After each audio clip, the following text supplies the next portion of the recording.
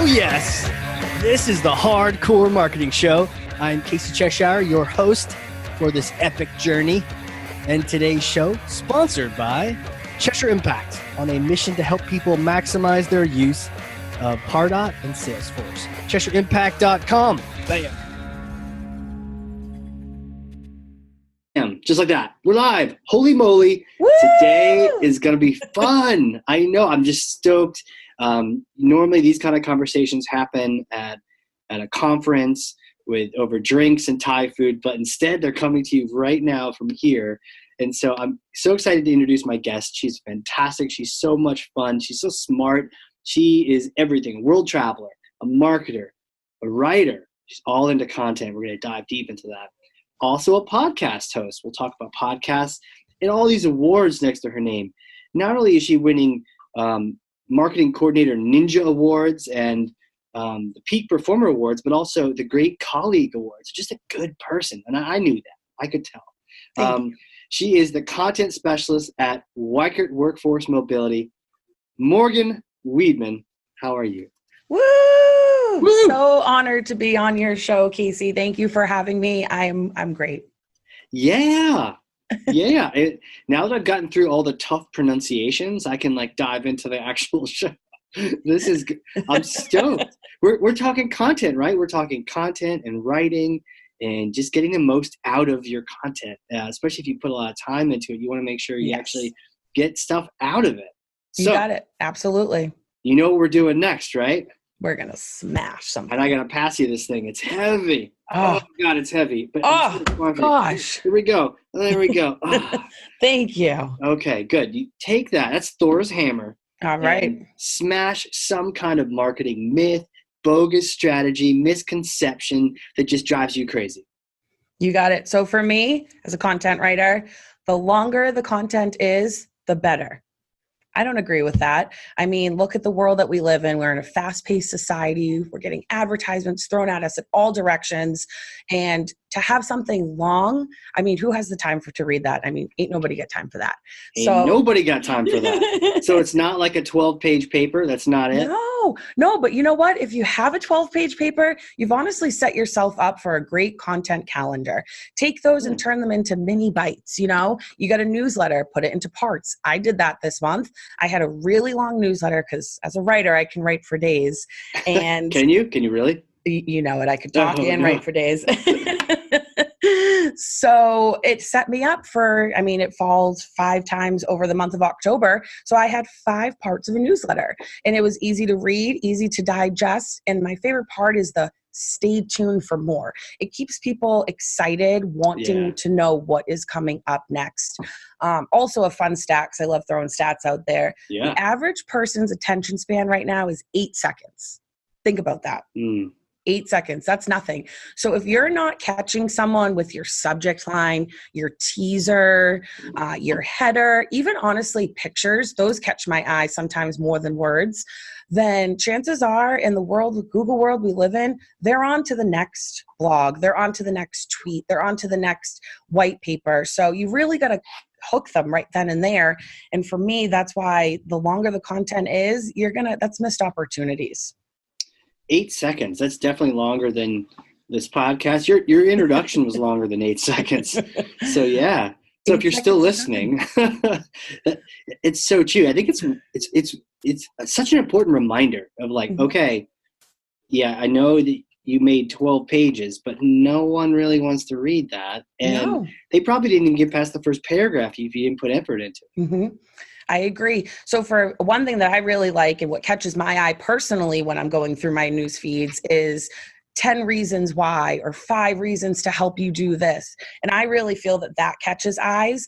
So that's just a little tip that I can share with you all as a content writer that I like. And then you can go in, you can see if those tips really pertain to you. And then if so, you're going to invest more than 8 seconds in reading that. But your 8 seconds was your attention reading that byline right there. Oh, right. You know, and I've heard that, when you include a number in your title, it gets more everything. And 100%. It makes sense because you have 8 seconds. You're pulling in the title. Okay, 8 reasons why you should listen to this podcast. Oh, okay, interesting. Yes. Maybe I'll proceed. And then, I like this because every single reason, then you maybe spend 8 seconds on that too. This 100%. first reason. Yeah. Yeah, okay, that's interesting. I'll dive into it. The second reason, nope. Third reason, yeah. And it gives people a chance to reject something without, rejecting it outright, right? Because instead of rejecting the first paragraph is terrible, you just put the whole book down. No. First paragraph is terrible, but each chapter is different. Oh, maybe you'll pick a different chapter. Yeah, absolutely. And it's ultimately all about the customer experience. I mean, that's a trend that is in every industry, not just here in my industry, but I go to a lot of Salesforce events as well. And that is a huge topic that you hear about in all the sessions is customer experience is everything. Our B2C buyers are becoming more to like B2B buyers. Yeah. So that connection is coming together. And again, if they can't be interested in your content right away, they're going on to the next page. Boom, they're out of there. They're just gone. They're out. Gone like a freight train. Yes, and videos too are another thing. I mean, if you have a very long video, excellent. But break it into series, episodes. You can build your marketing pipeline if you have a lot of content. Start with teasers, promos, you name it. You really set yourself up for a big project that you thought it would be into multiple mini series or mini posts or mini parts. And it truly, for a content or in someone in marketing, it's helpful to have all those posts just ready to blast away. Ready to go. Yeah. And, you know, you really got me thinking on this one because I wonder if you've done this or if you could do this where you just write a piece of content knowing you've got 8 seconds every thought, you know, and you kind of just make it jump. Maybe it doesn't jump. Maybe it's just very to the point, you know, and then you get more people going through it than just not.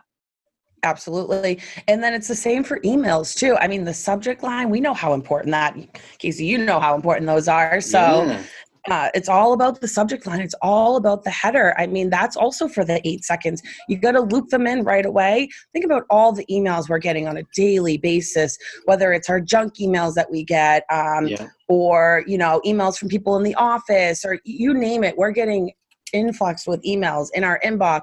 So to have something that really has to grab the attention, I see the 8 second rule in there as well. What's your magic with the subject lines and headlines? I think personally, and this is where I go back to customer experience, what am I going to get out of this if I was to have this in my inbox? Okay. What would make this strike my attention, catch my eyes? And I think about that a lot with the content that I write as well. What is the reader, our customers, ultimately, what are they going to get out of this material that I am writing for? Right. Start with a goal in mind. That makes so much sense. Absolutely. Because if we're just writing to write, at the end of the day, I mean, quality over quantity, 100%, less is more, you know, all those sayings that they have out there in this world that we live in. And I totally agree with them because just writing to write, people aren't going to click it. They're not going to read it. They're going to lose that 8 seconds and they're going to be on to the next. Totally. You know, you remind me of a story. I was once in, should I even say the state? Somewhere near New York. And and I just to protect the innocent because they're so not innocent. So I was on site with a group and we're talking about marketing automation, you know, just getting down on the part outside. And they were telling me about their content because obviously that's the ammo. And that's why I'm so excited to talk to you about this. It's the ammo for marketing automation. You got it. And so we're talking about it and they kind of brought up this piece. It's like, you know, impress Casey moment where they're like, you know, hey, you know, instructor, let me tell you about what we're doing.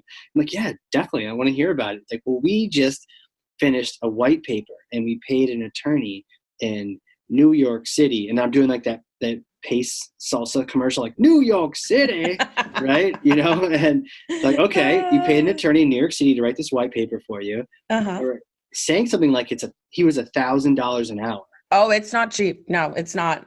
But like, we're kind of in the wrong industry, right? Because it's like, wait, how much an hour? What do I have to do? Oh, I have to go to law school? Never mind. And then they come back with one quick edit. It's like, oh, $500. Okay. Right. Yeah. Semicolon. Yeah, right. Partial They're like, oh, build. You forgot that extra and in there. And I'm like, okay. Minimum 15 minutes. But this thing was kind of like what we're talking about. I think it 15 or 17, I forget the number of pages now. Yeah, It's kind of a bit ago. that's a novel. Honestly, it's a novel. And who has time to honestly read it? Unless Nobody. you're really, really invested in it, which I can see certain subject materials you're going to be, and it's going to help you in your career. And that's, again, where it comes to the theme of customer experience. Yep. But the average person who's scrolling their news feed, is that going to catch their eye? Is that email going to open up and catch their eye?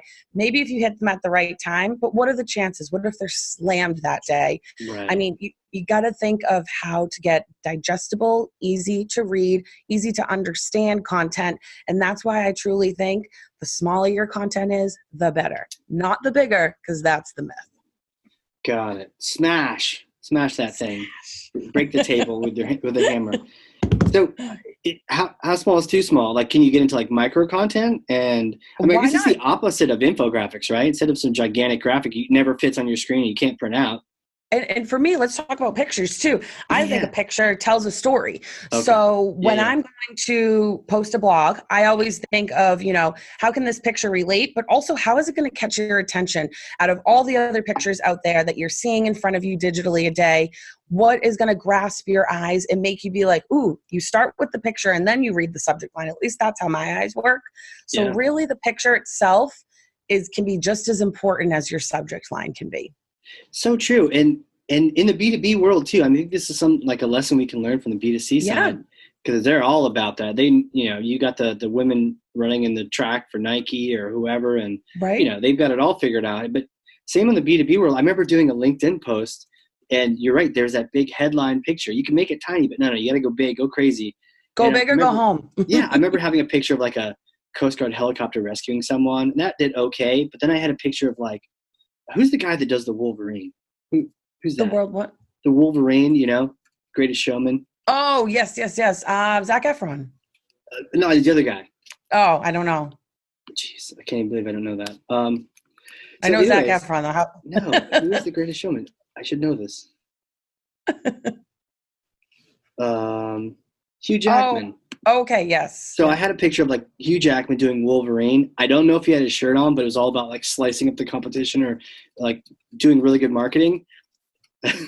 People, it got so many clicks on it just because of the photo. Yeah, that's what I'm saying. The photo itself, and there's less than 8 seconds. Boom! You look at a photo, you're instantly interested in it, and chances are you're going to probably click and even just browse and see if you're interested in what else is out there. Right. Just click around, see what there is to see, for sure. Have you ever used like emojis in your subjects? Like the little smiley faces? And I haven't yet, but we do have the ability to, with the templates that we are using. We do actually build our template through Pardot, which is Salesforce's marketing automation platform. But we haven't incorporated those just yet. Yeah, of course, Pardot, but just in case for the people that are listening out there, just got to give a little shout out. But no, have not used that into our strategy just yet. I hear they work, and I think they'll continue to work until everyone uses them, in which case they will stop working. Yep. All right, cool. Looks like I'm going to test them on my next email template. You should. Maybe don't start with a poop one, though. Maybe start with like a star. Or my favorite emoji is the sunglass smiley face. I just think that is the coolest emoji. The sunglass one. Yeah. How cool is he? It's a he. It's a he, she. Coolest one, for sure. Coolest one. My favorite one is the winky tongue guy. Yeah. That one. Yeah. Oh, good impression. So for those that want to see, check out this video. Check out this video. Yeah, it's like the wink where it's like, just kidding, but then the tongue is like, I'm teasing you. So it's like, I'm teasing you, just kidding. It's kind of cool. I text personally through emojis. I love them. Again, pictures tell a story. They do. They definitely do. Whether the little tiny ones or the big ones, they pull some emotions out of us. They absolutely do. So tell me, like, do you have a strategy for when you're doing your writing? Do you have a strategy for like, okay, I got to sit down and write this thing? You just go crazy? Do you find a special place? What do you need? Any kind of special tips or magic that when you're in your creative zone? You got it. So as a journalist, for me, stories come all over the world. Wherever I am, they're just always coming to me. So I wrote my college essay in the shower. That story came to me there. I think of a lot of my ideas. Did you actually have like pen and paper in there? No, just in my mind, but I do have a recorder. So if I ever have ideas, I can always record myself. I thought, is it a shower recorder? Because I hear they have those. No, but maybe I should ask for that on my Christmas list. Yeah, maybe that's like a Christmas present. They also have like dry erase boards that like work where you can like write and they get wet and oh my gosh, my idea. Yeah, definitely don't bring your iPhone in there because mine is not camera waterproof. gets foggy. Yeah, it just doesn't. Yeah. So yeah, again, my stories come to me at all different times. There's certain ones for Weichert that I write that are due to a content calendar that we have. So each month we kind of have a theme. It's based on industry trends. So some are more, this is a topic that's being talked about a lot right now. Let's write about it. And then some just honestly come to me. I wrote for one of our industry magazines, Mobility Magazine. It was just walking to go fill up my water bottle and boom, popped the idea in my head for the featured article that I was published for. So wow, yeah, you never know when my ideas are gonna come to me, but my brain's always working. Yeah, the inspiration strikes you. So I was this intern for this PR company, and they do special safety products, and one of them is glow in the dark paint, and the reason for that is because you can't actually in smoke environment. There's no light. And so it's dark and people don't even realize that. And also they put the paint and the arrows of how to get out on the floor or on the bottom of the wall because you're crawling. You're not going to see the sign way up high. So one of the things I did, and this was like one of those big office buildings in Waltham, Massachusetts. I got on my hands and knees and pretended like there was a fire and then crawled to the exit through this office building, past like meeting rooms full of like high-powered PR execs who like look. They're in the middle of a call with a client. They look over and they see me like crawling by, me like waving like hi. And then after I did that, it was not easy, right? And then I got back to my seat and I thought, I just did this. Have you ever done this? Have you ever? And it's like, if you had to escape a building, would you even understand what it even looks like from down there? You probably don't. It's like that's where this paint can be really helpful. Yeah. And it just sort of inspired me. And I also, I was the weird intern crawling around in the office. It was crazy. Hey, you got to do what you got to do to be an intern sometimes. That's it. I think they would have preferred if I stayed in my cube. Instead of crawling around out there. Yeah, totally. So, podcasts. You got one. How long have you been doing this now? Since May. So it's still pretty new, but I am loving it. Podcasts are great, Casey, as you know. So I think they are the new way for taking in content. And for my myth that I did smash, I am going to say that I don't think podcasts really pertain to the shorter type of content. I think podcasts can be longer. And one reason I do vouch for that is because I started my podcast for Weichert for internal updates. I know how busy my colleagues are. And I was like, what's a way that they can digest, listen to information without having to kind of stop throughout the day? So I kind of recommend for my colleagues to listen to my podcast in the morning when they're drinking their tea or coffee, checking their emails. They can multitask and listen to it. Some of us, we do record them for some of them. So it's like great to have that option like you have where you can listen or you can watch. I also recommend, I'm in an industry of a lot of business travelers. You're going to the airport, you're listening, you need something to listen to. People also have really long commutes here. I mean, our average podcast can be about 20 to a half hour. So that's the average length of a commute for anyone anyways. So that's really where I encourage that. And I do believe that it can be longer because I think it is a content that you can take in and multitask. Blogs, white papers, videos, you kind of need your full focus attention if you're truly engaged in that. And if we catch you after the 8 seconds, you will be. But for podcasts, again, it's something that you can listen to, take in, and do other things at the same time. So it's almost like the best of both worlds. Yeah. And you brought up an interesting point about you don't need the full attention, the 8 second, you don't need to be greedy. You don't need it all.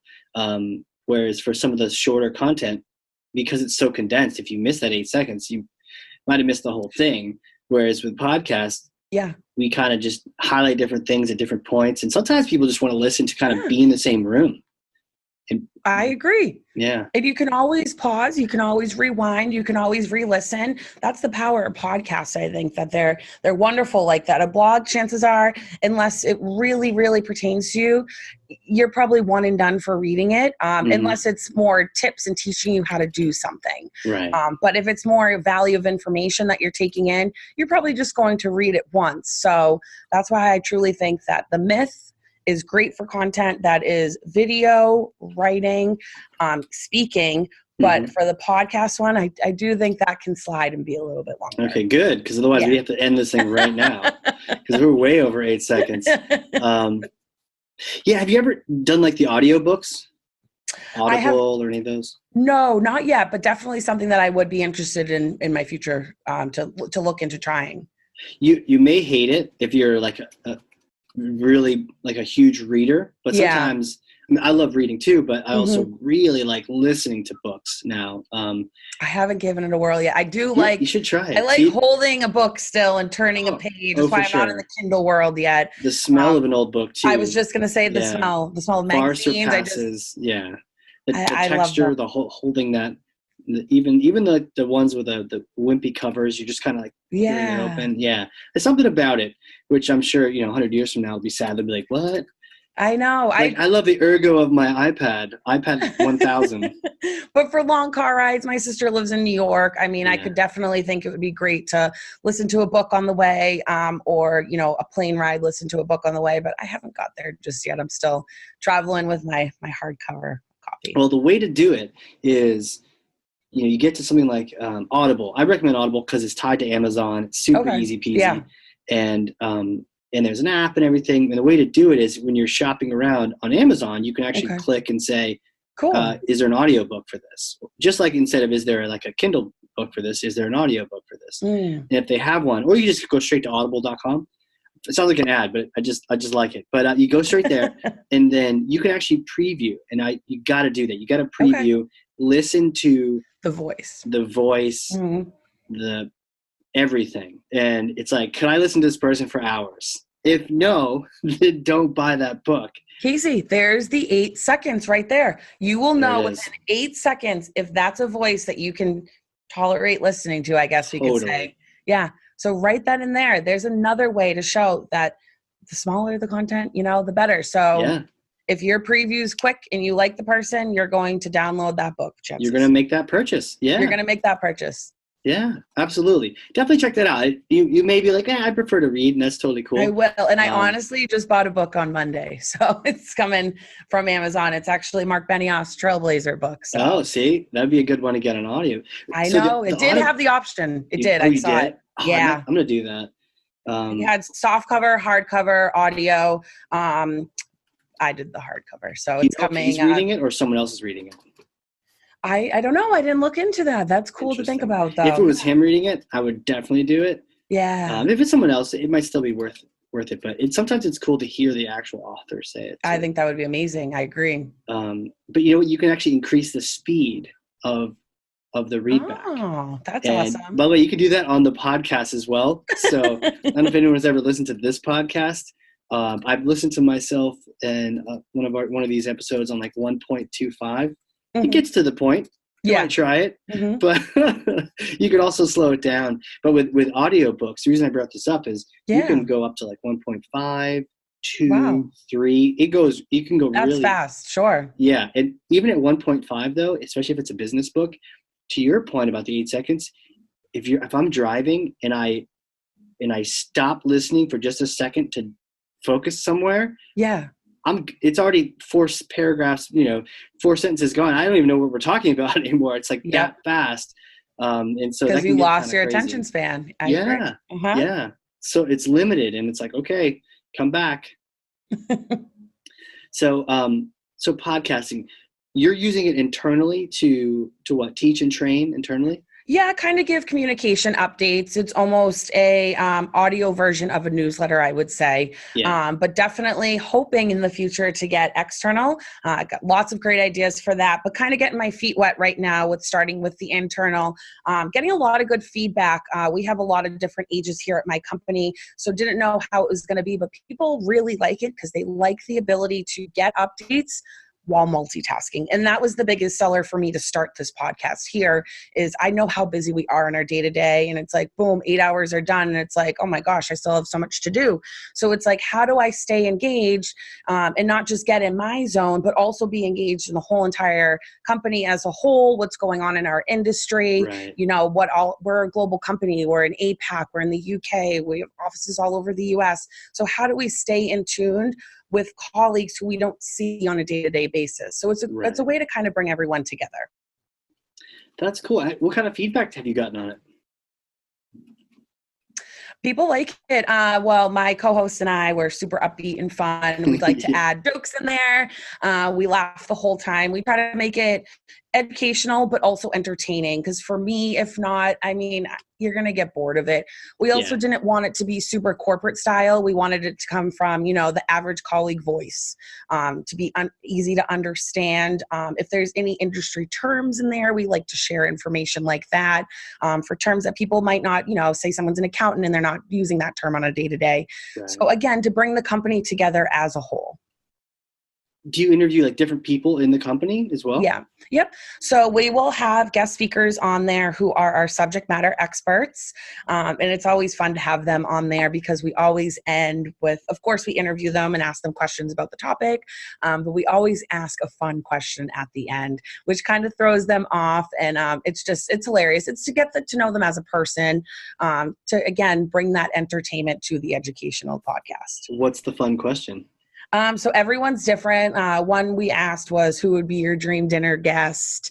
One of our people that was on there, we asked, they hashtag that they get lost when they travel. So I was like, what was your favorite get lost memory? Oh, cool. Yeah. So it's different things based on their personality. I like to find something that pertains to them. So I knew the girl that was talking about it. She's into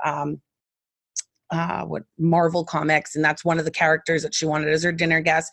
So they're not really just generic. They're kind of based on the personality of the person that's coming up. Right. I asked someone what their favorite rap song was, and a lot of people didn't know that the person that I interviewed was really into rap music. So it was really funny. And then I tuned in the Tupac song that he picked. So oh, he picked Tupac. Holy moly. That's what I'm saying. He's one of Old school. Yeah. Exactly. So it's all fun, and again, just trying to make it personable and entertaining.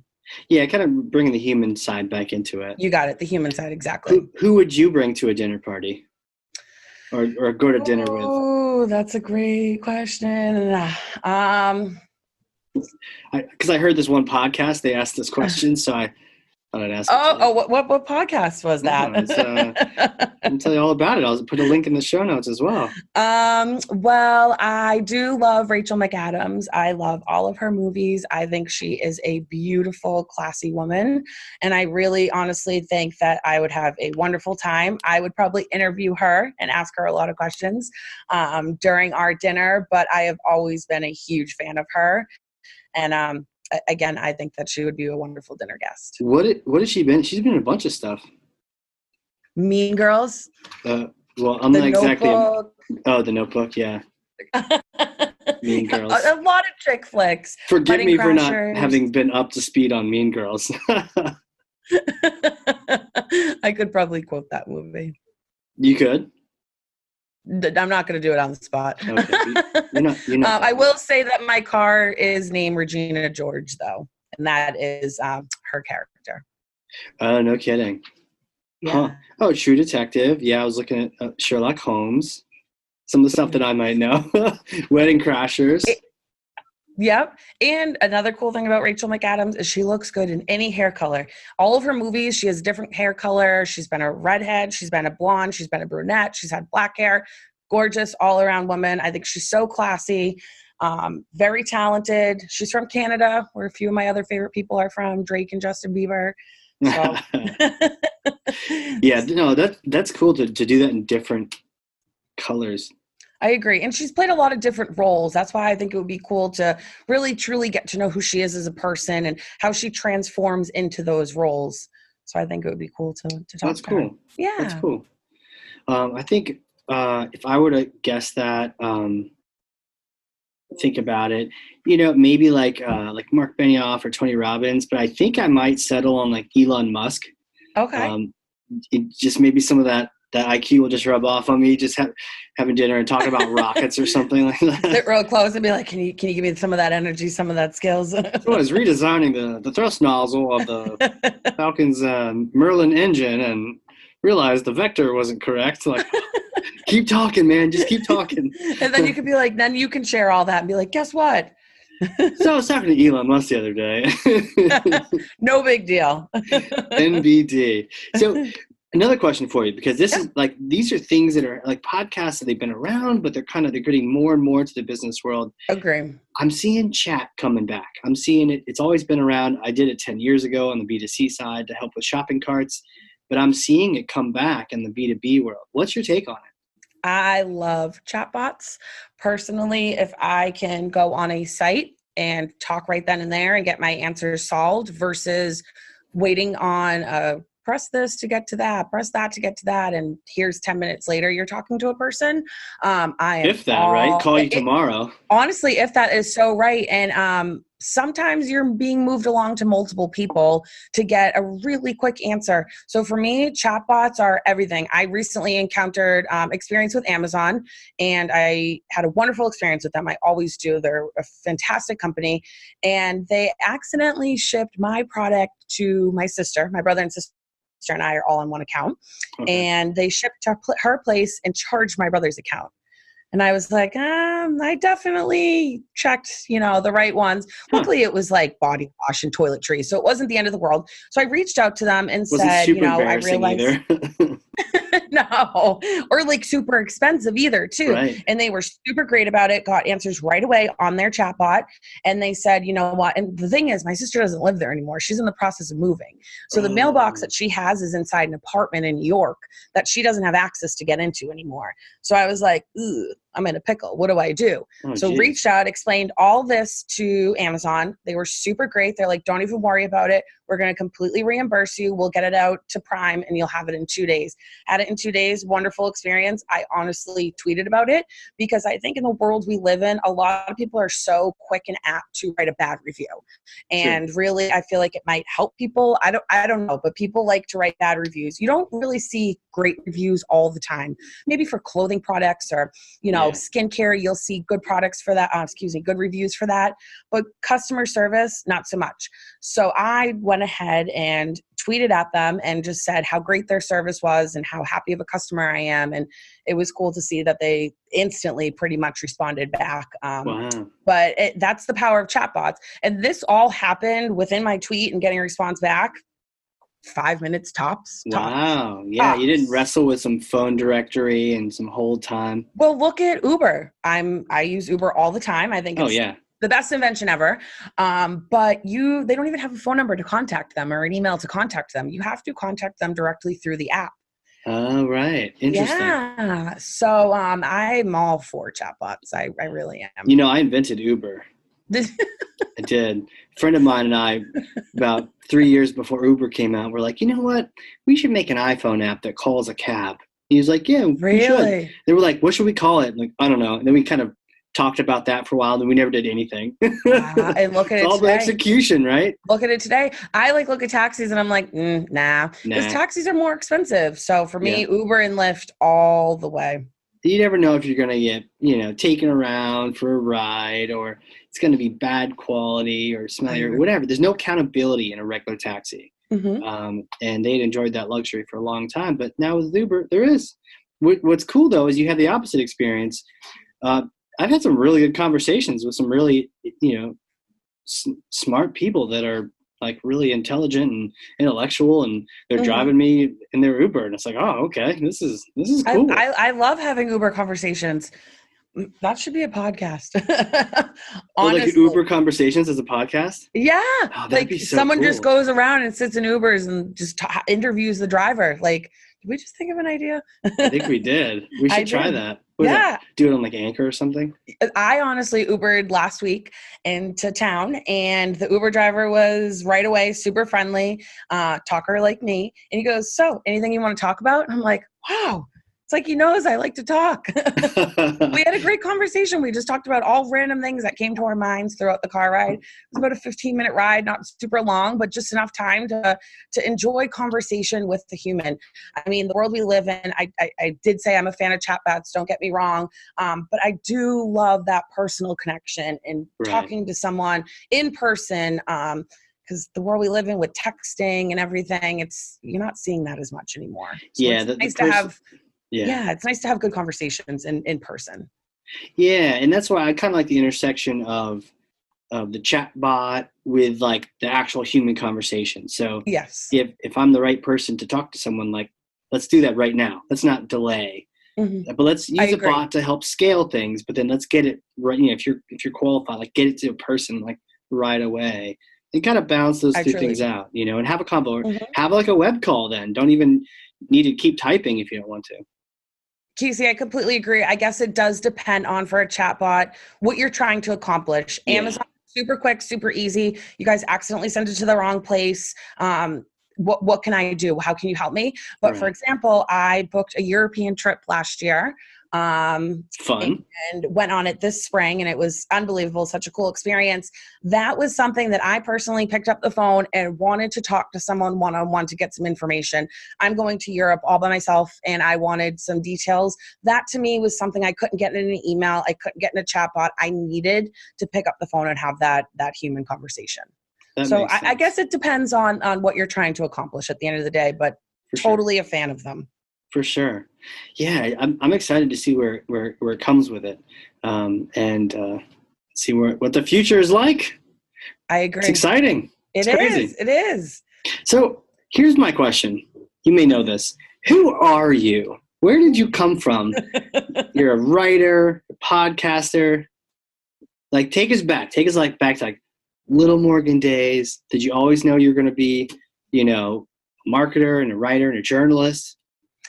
So I'll take you back. So the first time I kind of knew, thinking back now, that journalism was the world for me was in 1999. We were taking a two-week trip to Disney World. And along the way, we stopped and made other cool attractions along the way. But Disney was the ultimate surprise. And it was a surprise for my siblings and I. And we didn't find out until we drove to the state of Florida. And then we saw the sign that said, "Welcome to Florida." And we were like, my mom turns around, she goes, "Kids, we're going to Disney." And we were like, what? So I will never forget that childhood memory. And starting the trip, my mom got me a journal and was like, because it was 2 weeks long, she was like, "Why don't you take notes of your experience and like what you're experiencing every day?" And I was like, what a fabulous idea. And I absolutely loved that. And each day I would document what we did for the day, all the activities, the places we saw. If we went to an attraction, I would save the map. And looking back on them now, it's so cool to see, because I have like the 1999 Disney World maps. But that was truly where I was like, all right, I really truly do love to write, and I loved capturing the details from that. So that's kind of where that started.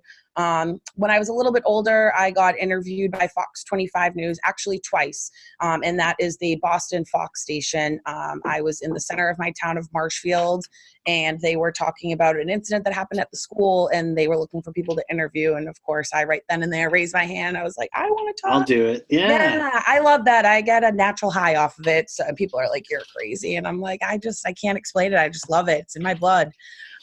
Your last name is Wiedmann. Yep. Casey. And then in high school, I was the reporter for Before the Bells. That was our homeroom news show. Oh, so cool. That's where I got a feel for that as well. Got behind the desk, got to be on the scene for, sporting events, and kind of the reporter of my high school. So that was excellent. Fox 25 also came there and interviewed me again, and I got the opportunity to interview them. Wow. So that for me was like cool to see the other side of it. And I truly knew right then and there, I was like, this is the field for me, like journalism, media, communications, like this is what I love to do, and it's what I'm good at doing. Right. So then that led me to Suffolk University, and that is a school in Boston, and I studied broadcast journalism. I graduated with my bachelor's in science and journalism, magna cum laude. Very proud of that.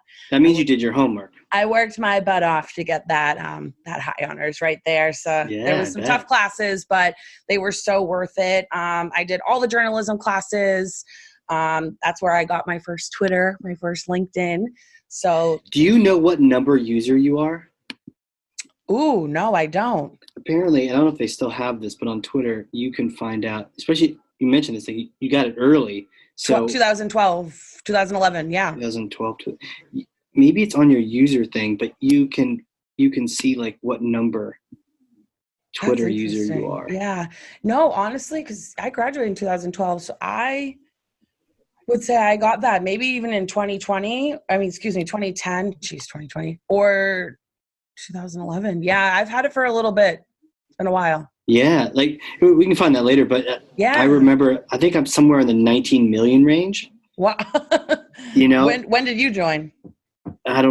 Probably 10 years ago. I don't even remember, but I had a boss who was like, "Hey, you should get on Twitter." That was David Meiselman, episode 100. But he said, "You guys should get on Twitter." And I was like, "Twitter? What's that?" This was like, I'm like MySpace, and you're like, okay. MySpace days. Yes. I was talking about that earlier. I was like, I wish I could remember my login for MySpace to see like what in the world I possibly talked about then. So. Yeah. MySpace pages. Those were just gross. Yeah.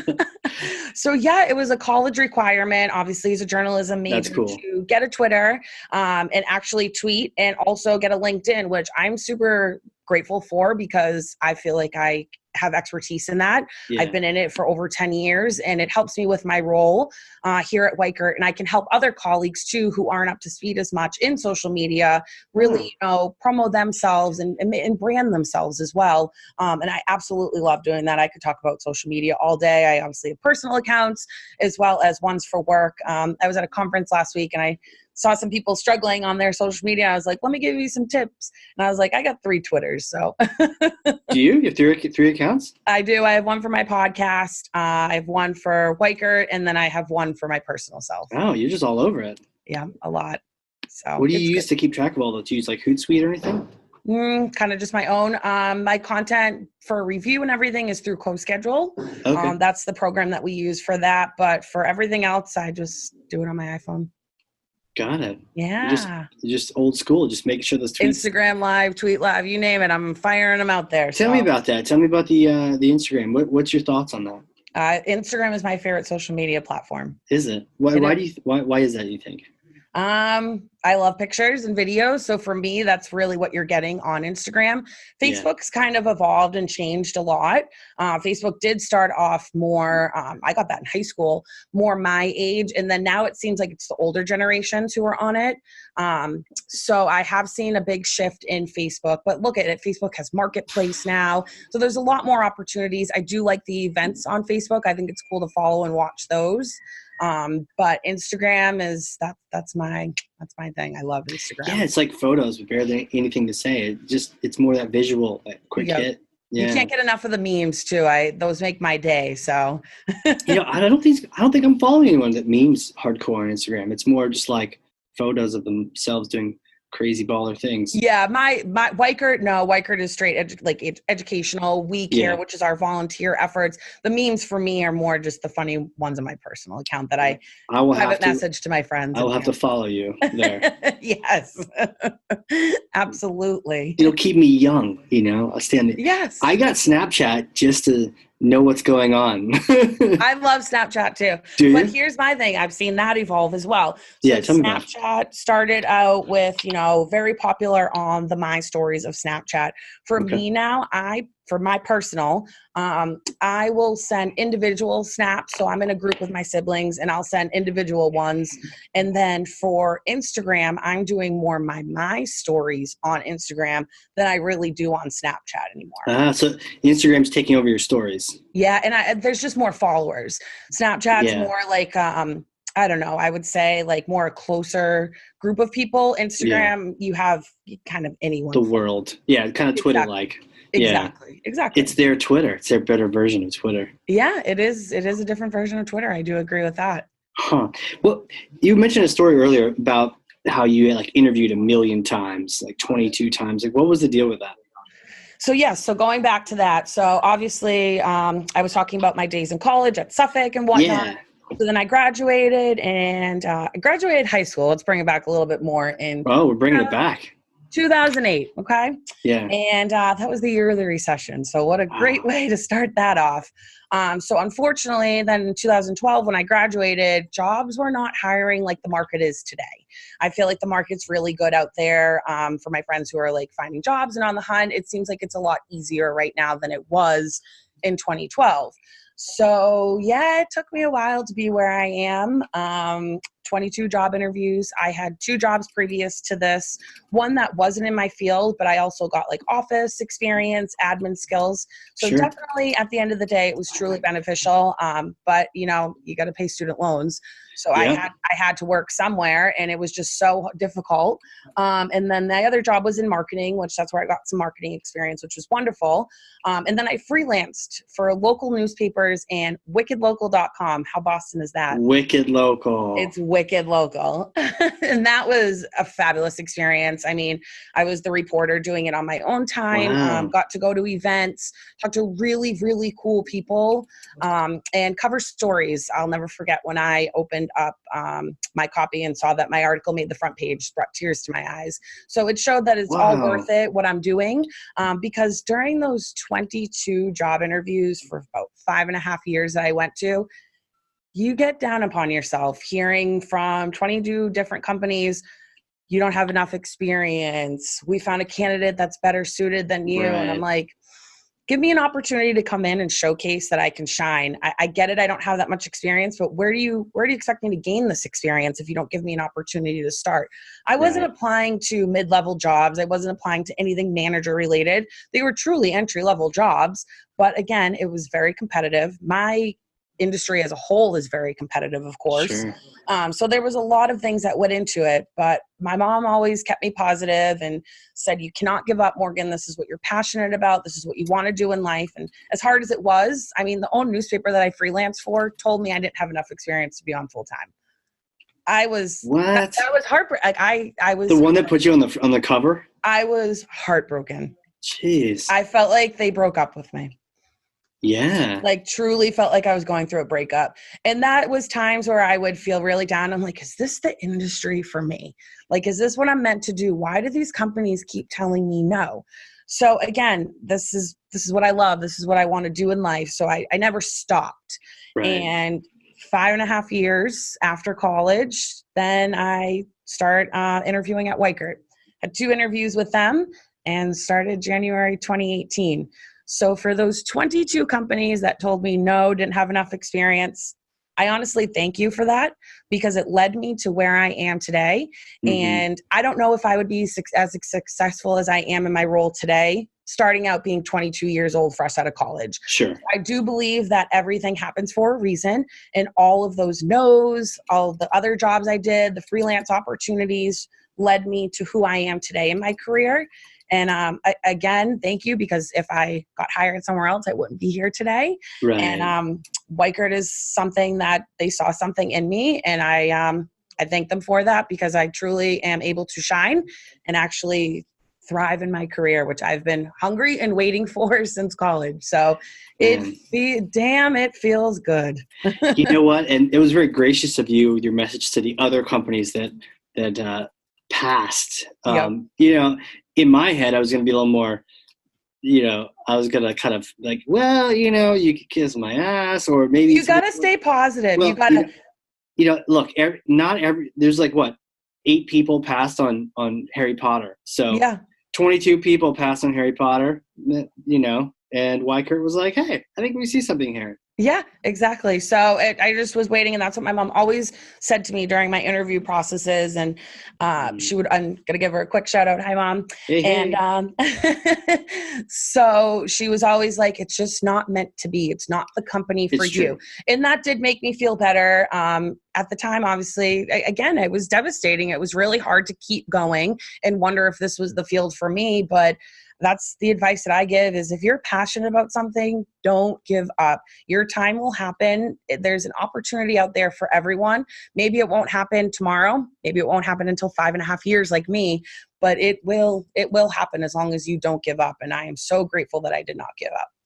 Don't give up. Absolutely. Keep pursuing, keep persisting. That's fantastic advice. And you know what's funny is a lot of people may have done like the 4 or 5 or 12 interviews, gotten hired by the wrong one interview, That's got hired by the wrong place. Mm-hmm. And then hopefully they're not still there, but they're like hating their life, Yep. hating going to work, hating waking up in the morning. And that's not a good spot to be in either. So No. It's really kind of like dating. Like you're interviewing them as much as they're interviewing you. So I used to run a personal blog, and then when I got full-time into my career, it kind of slowed down, like that landscaper who doesn't have a mowed lawn, or that dentist that doesn't have clean teeth. Sure. That'd be gross though. I think most dentists have good teeth. I agree. So my dentist does. So it was all about being in your mid-20s, and I would give advice. And I did actually write an article about how dating is like interviewing, because there are a lot of similarities. Going on a date is honestly interviewing someone, and then going on a job interview, they're interviewing you to see if you're a good candidate, and I'm interviewing them to see if I would want to work here.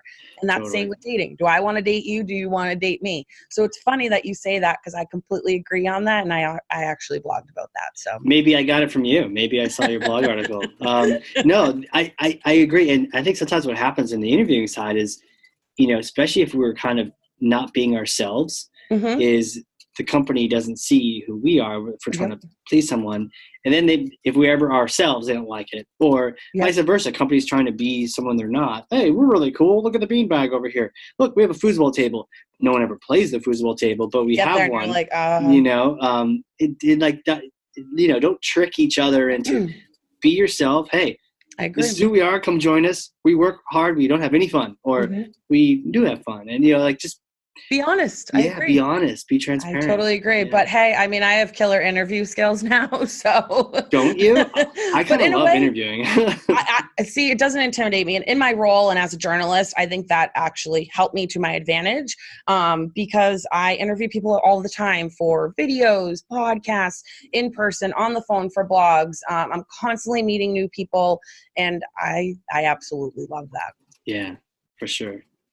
So at the very beginning, I was asking you how to say your name, and you were saying it was like Wiedmann? So right? Wiedmann, it's German. I'm German. So that's the German way of saying Wiedmann is the last name. Yes. Got it. Yeah. So some people are named like Smith and Farmer because that's what they did. And your family's named Wiedmann. Yes. And they probably ate the Whoppers, too, at Burger King. Oh, the Whoppers. Do they call them that over there? Do they have Whoppers? I don't know. It's a place that's on my bucket list, hoping to get there in 2020. I will be turning the big 3-0 next year. Whoa, so you definitely want that trip then. You want the double, the zeros always get a trip. I agree. I try to do a birthday trip anyway. You gotta celebrate yourself. But Europe, I went this year, for the first time. And I just love everything about it. So I'm ready to go back. I went to London, Paris, and Barcelona. You just did everything. I did. I actually was on the beach in Spain on my 29th birthday, paddle boarding. So, that's pretty good. That's pretty good. I was pretty in the high bar to Mediterranean set, Sea. though. I know. So that's why I'm thinking next year I got to go to my family roots. I'm Irish and I'm German. So I got to check out Ireland, got to check out Germany. So those are big time on my bucket list. Ireland's one of my favorite for sure. Yeah. I've been to Germany. Do you know which areas you'd go to, or? Not yet. Kind of looking into it. I would probably book again with a travel group. Yeah, because that was an opportunity of a lifetime. I went all by myself with a group of about 25 people. So were they all the older people? No, they were between 18 and 29. So. Oh, okay. Who'd you go with? EF Ultimate Break. They're based out of. You went with EF? Yeah. I used to work at EF. That's so cool. What, Casey? No way. Yeah. That's so cool. EF tours are awesome because you're with like-minded, aged people. Yep. And I've definitely been on like an Italy tour where there's like a lot of older people. So it's cool to go with people your own age. That must have been a blast. Oh my gosh, it was unbelievable. I have 2.5 hours worth of footage. I have a GoPro, got myself that for Christmas last year. So I love to do obviously footage and video, not just for Weichert, but also for my personal life as well. Yeah. I haven't even started to edit that just yet. But 2.5 hours worth of footage and over 1,200 pictures. So. Jeez. So yeah, Italy and Ireland and Germany next year, is that the idea? That's on the list. It is. Yep. Sure. Well, if you want, you can come with me. I'm going to Kilimanjaro. It's a little far away from Germany, but that's where I'll be. Where are you going? When are you going there? Like June. No, July, August. Nice, good months. Rainy season. Yeah, you got it. That's awesome. Hike on. Get your hike on. Yeah, that's awesome. Gotta get our travel on. Hey, it's all worth it. Work hard, play hard. Oh, what was that? I said you gotta do it. Work hard, play hard. Exactly. It's one of those hobbies where as you're going up, you're like, wait a minute, this is my hobby? This is a terrible hobby. And you get to the top, you're like, beautiful view. You get to the bottom, you're drinking a beer, and you're like, that was amazing. I can't do that again. Yeah, I can't do that again. But on the way up, you're like, what am I doing? Yeah. How much longer? Yeah. Just keep going slowly. Yes. Well, this is awesome. Where can people connect with you? LinkedIn and Twitter, I would say. Absolutely. On LinkedIn, I am Morgan E. Wiedmann. And then on Twitter, I am M. Weed, and I spell it M-W. Really? You're in the wrong business. You're D. W. No, I double D'd it. M-W-I-E-D-D. Got Yeah. it. Mm-hmm. Okay. Awesome. Yeah, that name is, you could be in another industry for sure. I can't get over it. Your logo on Twitter should be something else too. But my logo is me in my Trailblazer hoodie. Hey, Salesforce. Yes, you know it. That's so cool. Well, this is fantastic. Thank you so much for coming on here and thank you for having me. I agree. Marketing strategy and all that good stuff. I could talk about it for days. I can talk to a wall. I can talk to anyone. I love talking. I love meeting new people, conversating, content, you name it. Love it. Are you going to Dreamforce this year?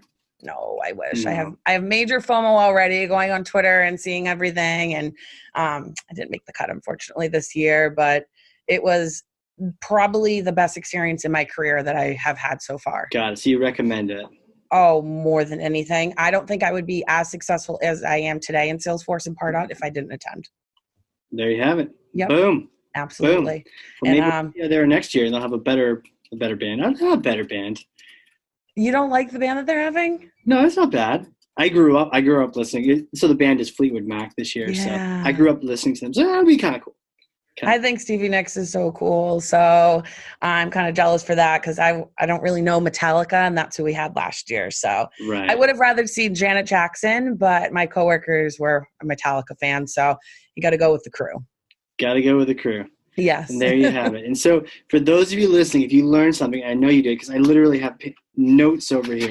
Thank you. Pages of notes of things about the 8 seconds and, getting your content geared around the short attention span and understanding. You gotta hook people. Gotta get them in, gotta hook them, and gotta continue to hook them. Yep. So share this with someone else and be a thought leader to like one person today. And just get this in their hands so they can start learning from Morgan as well. Absolutely. And thank you again for being on here. This has just been so much fun. We'll have to have you back here and check in. Anytime. See how the trip goes. Yes, absolutely. And got to hear how Dreamforce goes for you. I will. Maybe I'll Facebook Live it the whole time. Please do. Absolutely. Then I can kind of feel like I'm there, even though I'm on the other side of the country. So they're in spirit. We'll sing along to Fleetwood Mac and we'll have we can be gypsies. And there you have it. Gypsies on the Hardcore Marketing Show. Hey, we'll catch you all next time.